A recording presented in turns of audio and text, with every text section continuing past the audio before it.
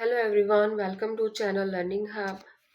और आज हम नेक्स्ट क्वेश्चन करने वाले हैं हमारे ग्रुप सी एंड डी के एचएसएससी साइंस जो पीवाईक्यू सीरीज हम कर रहे थे उसी सीरीज को कंटिन्यू करते हुए आज हम नेक्स्ट 10 क्वेश्चन यहाँ पे देखते हैं कि क्या है 10 questions.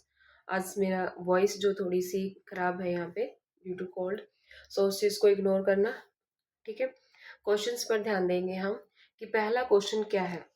Due to which phenomenon does the surface of a liquid behave like a stressed sheet and tend to occupy the least possible area? ये जो डेफिनेशन है, ये डेफिनेशन किसकी है? सरफेस टेंशन की है। सरफेस टेंशन के अंदर क्या होता है, जो लिक्विड है वो एक स्ट्रेस्ड सीट की तरह बिहेव करता है and tend to occupy the least possible area. मतलब वो हर डायरेक्शन के अंदर इक्वली फोर्स लगाता है और ऊपर से वो इंटरनली फोर्स लगाता है, तो इसलिए वो मिनिमम एरिया को वहाँ पे ऑक्यूपाई करता है। सो ये फिनोमिना क्या होता है, हमारा सरफेस टेंशन होता है। और सरफेस टेंशन की वजह से ही जो वाटर ड्रॉपलेट्स होते हैं, जो वाटर ड्रॉपलेट्स होते हैं उनकी शेप क्या होती है, स्फेरिकल शेप की होते हैं। वो भी किसकी वजह से होते हैं, सरफेस टेंशन की वजह से होते हैं। तो ये याद रखना है कि जो लिक्विड सरफेस है और अगर वो कम से कम एरिया जो है वो कर रहा है, लिस्ट पॉसिबल एरिया अगर है, तो किस प्रॉपर्टी की वजह से होगा, किस फिनोमिना की वजह से होगा, वो होगा हमारा सरफेस टेंशन की वजह से। किससे होगा, सरफेस टेंशन की वजह से। Frictional force, centrifugal force, fusion force, ये जो है इनका कोई रिलेशन नहीं है वाटर से। Second question, which law states that pressure exerted on an enclosed liquid is transmitted equally in all direction? मतलब कौन सा लॉ स्टेट करता है कि जो प्रेशर एक्सर्ट होगा एनक्लोज्ड लिक्विड के ऊपर, मतलब कि एक बंद लिक्विड के ऊपर, इसके अंदर क्या है, लिक्विड है और ये ऊपर से क्या है, बंद है। एनक्लोज्ड का मतलब क्या होगा, बंद। बंद लिक्विड के ऊपर जो इक्वली ट्रांसमिट होगा सभी डायरेक्शन के अंदर, इस डायरेक्शन में भी, इस डायरेक्शन में भी, इस डायरेक्शन में भी, तो कौन सा लॉ स्टेट करता है कि प्रेशर इक्वली ट्रांसमिट होगा, वो होता है हमारा पास्कल्स लॉ। कौन सा होगा वो, हमारा पास्कल्स लॉ। पास्कल्स लॉ के अंदर क्या होता है कि जो बंद लिक्विड पर प्रेशर लगाया जाएगा वो प्रेशर लिक्विड के हर डायरेक्शन में इक्वल लगेगा, बिना मतलब कि ना तो वो प्रेशर कम होगा, इक्वल प्रेशर लगेगा, equal pressure in all direction. तो ये कौन सा लॉ होगा, हमारा पास्कल्स लॉ होगा। Third question, nucleotide found in DNA consist of, जो न्यूक्लियोटाइड होता है डीएनए के अंदर, ये हमारा डीएनए है, तो इसके अंदर नाइट्रोजनस बेस है या pentose sugar plus pentose sugar है, nitrogenous base pentose sugar plus phosphate group है, ओनली नाइट्रोजनस बेस है, pentose sugar plus phosphate group है। तो इसमें क्या चीज जो है वो प्रेजेंट होती है, हमारे डीएनए के अंदर क्या क्या चीज प्रेजेंट होती है, उसके अंदर न्यूक्लियोटाइड भी प्रेजेंट होता है, सॉरी न्यूक्लियोटाइड के अंदर नाइट्रोजनस बेस भी प्रेजेंट होते हैं। कौन कौन से नाइट्रोजनस बेस होते हैं, डीएनए का पूछ रहा है ये, तो डीएनए के अंदर हमारे क्या होंगे, एडेनिन प्रेजेंट होता है, थायमिन प्रेजेंट होता है, ग्वानिन प्रेजेंट होता है एंड साइटोसिन। ये चार जो है वो नाइट्रोजनस बेस यहाँ पे प्रेजेंट होते हैं। पेंटोज शुगर, डीएनए की बात हो रही है तो शुगर कौन सी होगी, डिओक्सी राइबोज, डिओक्सी राइबोज होगी। और साथ में कौन सा ग्रुप प्रेजेंट होता है, फॉस्फेट ग्रुप प्रेजेंट होता है। डन। तो आंसर जो है वो हमारा ऑप्शन नंबर बी हो जाएगा कि न्यूक्लियोटाइड जो होता है डीएनए का वो कंसिस्ट करता है नाइट्रोजनस बेस भी, पेंटोज शुगर भी, प्लस फॉस्फेट ग्रुप भी। Done. Next is question number fourth, the density of milk is measured by, जो मिल्क की डेंसिटी है वो किसके द्वारा मेजर की जाती है, लैक्टोमीटर के द्वारा, हाइड्रोमीटर के द्वारा, बैरोमीटर के द्वारा या फिर हाइग्रोमीटर के द्वारा। तो जो डेंसिटी है भाई मिल्क की वो मेजर की जाती है किसके द्वारा, लैक्टोमीटर, यानी कि ऑप्शन नंबर ए। बाकी ऑप्शंस को भी देखते हैं। हाइड्रोमीटर क्या मेजर करता है, हाइड्रोमीटर मेजर करता है density, density of a liquid, किसी भी लिक्विड की स्पेसिफिक डेंसिटी को मेजर करना। बैरोमीटर क्या मेजर करता है, एटमॉस्फेरिक प्रेशर को, एटमॉस्फेरिक प्रेशर को मेजर करता है। और हाइग्रोमीटर किसको मेजर करता है, यहाँ पे ह्यूमिडिटी को, और ह्यूमिडिटी कहाँ प्रेजेंट होती है? एयर में, ह्यूमिडिटी ऑफ एयर। ठीक है। डेंसिटी ऑफ मिल्क को कौन मेजर करेगा? लैक्टोमीटर। डेंसिटी हाइड्रोमीटर, हाइड्रो से याद रखना है, ये वाटर से रिलेट करता है, तो वाटर की जो डेंसिटी होगी उसको कौन मेजर करेगा? हाइड्रोमीटर। बैरोमीटर, बैरो प्रेशर से रिलेटेड होता है, यानी कि atmospheric pressure. Hygro, humidity of air. Done. क्योंकि इसने यहाँ पे मिल्क की डेंसिटी पूछा है, हमारा जो पेपर होने वाला उसके अंदर वो किसी की भी डेंसिटी पूछ सकता है, तो इसमें हमें चारों ऑप्शंस का यहाँ पे हमारा क्लियर हो गया। नेक्स्ट आता है, what is the number of autosomes in a normal human body somatic cells. अगर हम नंबर ऑफ क्रोमोजोम्स की बात करते हैं, नंबर ऑफ क्रोमोजोम्स की अगर हम बात करते हैं तो वो दो टाइप के होते हैं, एक होगा हमारा ऑटोजोम और एक होंगे हमारे सेक्स क्रोमोजोम। तो ये टोटल कितना होता है? 46 होते हैं। टोटल कितने होते हैं? 46 होते हैं। और अगर पेयर की बात करें तो 23 पेयर होता है, 23 पेयर, जिसके अंदर 22 पेयर तो क्या होते हैं? हमारे ऑटोजोम होते हैं, और 1 पेयर हमारा क्या होता है? सेक्स क्रोमोजोम होता है। बट इसने क्या पूछा? हमारे से ऑटोजोम पूछा है, तो ऑटोजोम कितने हैं? 22 पेयर हैं। बट यहाँ पे इसने पेयर के अंदर मेंशन नहीं किया है, तो पेयर यानी कि दो होते हैं, तो 22 पेयर यानी 44 क्रोमोजोम्स हमारे यहाँ पे प्रेजेंट होंगे। और 1 पेयर यानी कि 2 सेक्स क्रोमोजोम होते हैं। 2 सेक्स के अंदर क्या आता है हमारा? एक एक्स एक्स यानी कि फीमेल और एक्स वाई यानी कि मेल। ये याद रखना है, क्योंकि एक ऐसा क्वेश्चन पहले भी आया था, उसके अंदर ये पूछा था कि एक्स वाई क्या है और एक्स एक्स क्या है। टोटल कितने होते हैं? 46 होते हैं, या फिर 23 पेयर ऑफ क्रोमोजोम्स होते हैं, जिसके अंदर autosome, sex chromosome. Autosome 22 pair होते हैं, टोटल कितने होंगे हमारे? 44 होंगे। सेक्स क्रोमोजोम 1 पेयर है, तो कितने होंगे? दो होंगे। डन। चले नेक्स्ट क्वेश्चन की तरफ, that is question number 6। What is vulcanization? What is vulcanization? Science of studying volcanoes, volcano की स्टडी करना। Method to degrade polymers, polymers को डिग्रेड करना। या process of connecting with the making of vortex, vortex बनाना। Process of hardening of rubber by heating it with sulphur. Yes, ये क्या होता है हमारा? वल्कनाइजेशन होता है कि रबर को हार्ड करना, किसके साथ हीट करके? सल्फर के साथ हीट करके। किस लिए हीट करते हैं हम उसको? ताकि जो वल्कनाइज्ड रबर है वो क्या हो जाए? स्ट्रॉन्ग हो, ड्यूरेबल हो, लेस स्टिकी, स्टिकी ना हो, और मोर इलास्टिक, उसकी इलास्टिसिटी को इंक्रीज करने के लिए मोर इलास्टिक। इसलिए रबर को हीट किया जाता है। किसके साथ हीट किया जाता है? सल्फर के साथ हीट किया जाता है, क्योंकि अगर जब हम उसको सल्फर के साथ हीट करते हैं तो जो क्रॉस लिंकिंग है वो इंक्रीज हो जाती है। क्रॉस लिंकिंग जो है रबर के अंदर वो क्या हो जाती है? इंक्रीज हो जाती है, उसको स्ट्रॉन्ग बनाती है, मोस्ट ड्यूरेबल बनाती है, लेस स्टिकी बनाती है, और मोर उसके अंदर इलास्टिक हो जाता है।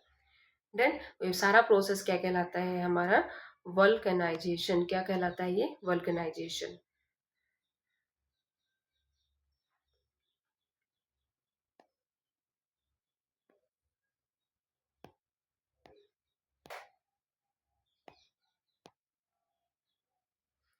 Next question is question number 7, that is, if you swim 1 kilometer approximately how many miles do you swim? अगर हम 1 किलोमीटर तक स्विमिंग करते हैं तो अगर उसको माइल्स के अंदर कितना बोलेंगे? 0.5 माइल्स है, 0.62 है, 0.84 है, या फिर 1.6 माइल्स है। तो आंसर हमारा यहाँ पे होगा 0.62 miles. 1 kilometre equal to 0.62 mile. ये डायरेक्ट ही था यहाँ पे। Eighth question, that is the cathode ray tube CRT. Cathode ray tube CRT is a part of which of the following? किसका पार्ट है? कंपाउंड माइक्रोस्कोप का पार्ट है, radio receiver का पार्ट है, टेलीविजन सेट का पार्ट है, या फिर वेन डे ग्राफ जनरेटर का पार्ट है। तो जो कैथोड रे ट्यूब है वो एक इलेक्ट्रॉनिक डिवाइस है जो कि पहले पुराने ज़माने में किसके अंदर यूज़ होता था? टेलीविज़न सेट्स के अंदर यूज़ होता था, टेलीविज़न के अंदर, या फिर कंप्यूटर मॉनिटर के अंदर यूज़ होता था। मॉनिटर कंप्यूटर मॉनिटर के अंदर भी इसको यूज़ करते थे। और ये it works by producing a beam of electrons. ये क्या प्रोड्यूस करता था? बीम ऑफ इलेक्ट्रॉन प्रोड्यूस करता था। जो सीआरटी है वो क्या प्रोड्यूस करता है? बीम ऑफ इलेक्ट्रॉन्स को यहाँ पे प्रोड्यूस करता है। अगर हम बात करते हैं पहले ऑप्शन की कंपाउंड माइक्रोस्कोप, तो ये क्या यूज करता है, ये लेंस यूज करता है। रेडियो रिसीवर क्या है, सिग्नल्स को रिसीव करता है। यहाँ पे सीआरटी का कोई काम नहीं है, क्योंकि रेडियो रिसीवर सिग्नल्स को रिसीव करेगा। वेन डे ग्राफ जनरेटर ये हाई इलेक्ट्रोस्टैटिक पोटेंशियल प्रोड्यूस करता है। क्या करता है, produce high electrostatic potential, electrostatic potential. तो आंसर हमारा क्या होगा यहाँ पे, option number C, that is the television set. Ninth question, the concentration of which of the following decreases in anaemia. Anaemia क्या होता है कि जब हमारी बॉडी के अंदर क्या नहीं प्रेजेंट होता, ब्लड नहीं प्रेजेंट होता। तो haemoglobin, collagen, myoglobin, myosin. Myoglobin जो है वो मसल्स के अंदर, ये ऑक्सीजन बाइंडिंग प्रोटीन होता है जो कि कहाँ पर होता है, मसल्स के अंदर। मायोसिन ये प्रोटीन मसल कॉन्ट्रैक्शन के अंदर इन्वॉल्व होता है, मसल कॉन्ट्रैक्शन के अंदर इन्वॉल्व होता है। कोलाजन क्या है, ये स्ट्रक्चरल प्रोटीन है, structural protein in connective tissue. ठीक है, बच गया हमारे पास हीमोग्लोबिन, तो वही क्या होगा, हमारा आंसर होगा। हीमोग्लोबिन क्या करता है, अगर कम ये हीमोग्लोबिन पिगमेंट है जो कि ऑक्सीजन के साथ बाइंड करता है। बट अगर हीमोग्लोबिन कम होगा तो ऑक्सीजन कैरिंग कैपेसिटी भी कम होगी, और जिसकी वजह से हमें क्या हो जाएगा, हीमोग्लोबिन सॉरी ये अनीमिया हो जाएगा।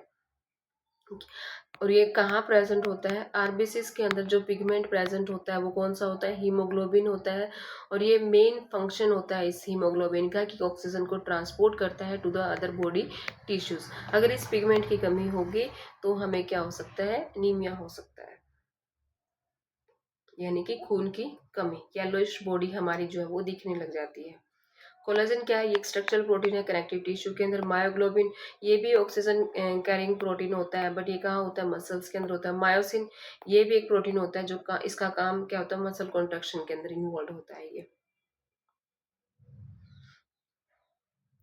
10th question, the surface tension of a liquid is mainly due to. जो सरफेस टेंशन होता है लिक्विड का वो किसकी वजह से होता है, अडेसिव फोर्स की वजह से होता है, कोहेसिव फोर्स की वजह से होता है, ग्रेविटेशनल फोर्सेस की वजह से होता है, या फिर सेंट्रीफ्यूगल फोर्सेस की वजह से होता है। Surface tension of a liquid is mainly due to. तो जो सरफेस टेंशन होता है वो होगा हमारा कोहेसिव फोर्स की वजह से। किसकी वजह से होगा, कोहेसिव फोर्सेस की वजह से। कोहेसिव फोर्स क्या होता है, अट्रैक्शन होना between the similar molecules, sorry attraction,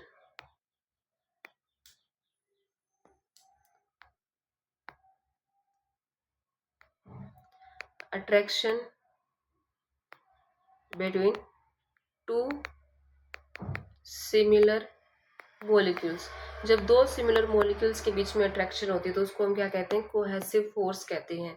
तो यहाँ पे दो लिक्विड की बात करा, the surface tension of a liquid is mainly due to, तो water plus water, water water दोनों सिमिलर मॉलिक्यूल्स है, तो दोनों सिमिलर मॉलिक्यूल्स के बीच में जब अट्रैक्शन होगी तो उसको हम क्या कहेंगे, कोहेसिव फोर्स कहेंगे।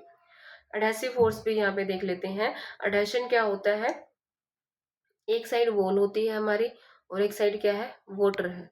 तो इस वॉल के बीच में और वाटर के बीच में जो इंटरेक्शन होगी वो क्या होती है, एडहेसिव फोर्स होता है। तो यहाँ पे दो डिसिमिलर सब्सटेंस हो गए, यानी कि डिफरेंट सब्सटेंस हो गए। यहाँ पे क्या हो गई, ये डिफरेंट सब्सटेंस हो गए, तो उसको हम क्या कहते हैं, एडहेसिव फोर्स कहते हैं। But surface tension of a liquid is mainly due to cohesive force होता है, क्योंकि कोहेसिव फोर्स दो सिमिलर मॉलिक्यूल्स की वजह से होता है। पानी के मॉलिक्यूल्स के बीच का जो इंटरेक्शन होगा वो कोहेसिव होगा। ये पानी है ना, बीकर के अंदर, ये मैं आपको दिखाती हूँ पर, ये क्या है, पानी है। तो इस ड्रॉपलेट के बीच में और इस ड्रॉपलेट के बीच में ये जो अट्रैक्शन होगी ये क्या होगी, हमारी कोहेसिव फोर्स होगी। बट ये जो वाटर मॉलिक्यूल है और ये जो वॉल ऑफ बीकर है, वॉल ऑफ बीकर है, इन दोनों के बीच की जो अट्रैक्शन होगी वो क्या होगी, हमारी अडहेसिव फोर्सेस होगी। वो कौन सी होगी, हमारी अडहेसिव फोर्स। तो ये दोनों डिफरेंट मॉलिक्यूल्स हैं, तो डिफरेंट मॉलिक्यूल्स के बीच के अट्रैक्शन को हम अडहेसिव फोर्स कहेंगे, और सिमिलर मॉलिक्यूल्स के बीच के अट्रैक्शन को हम कोहेसिव फोर्स कहेंगे। ग्रेविटेशनल फोर्स तो ग्रेविटी की वजह से होता है। डन। सो ये थे भैया आज के हमारे 10 क्वेश्चन जो हमने विद एक्सप्लेनेशन हर एक ऑप्शन को हम एक्सप्लेन करके यहाँ पे किया है सभी क्वेश्चंस को। सो आई थिंक आपके लिए यूजफुल हो रही होंगी सभी क्लासेस प्रैक्टिस सेट्स जो है ये, क्योंकि आप डेली की 15 मिनट की क्लास होती है, इसको भी अगर स्पीड अप करके आप ये वाली क्लास करते हैं, 10 क्वेश्चन ही होते हैं, तो इसमें आपके सारे पीवाईक्यू जो है वो रिवाइज हो जाते हैं और साथ ही आपको आइडिया भी लग जाता है कि किस टाइप के क्वेश्चंस जो है वो हमारे एचएसएससी के अंदर जनरल साइंस के अंदर क्वेश्चंस जो है वो पूछ रहा है हमसे। डन। सो कल मिलते हैं नेक्स्ट 10 क्वेश्चंस के साथ।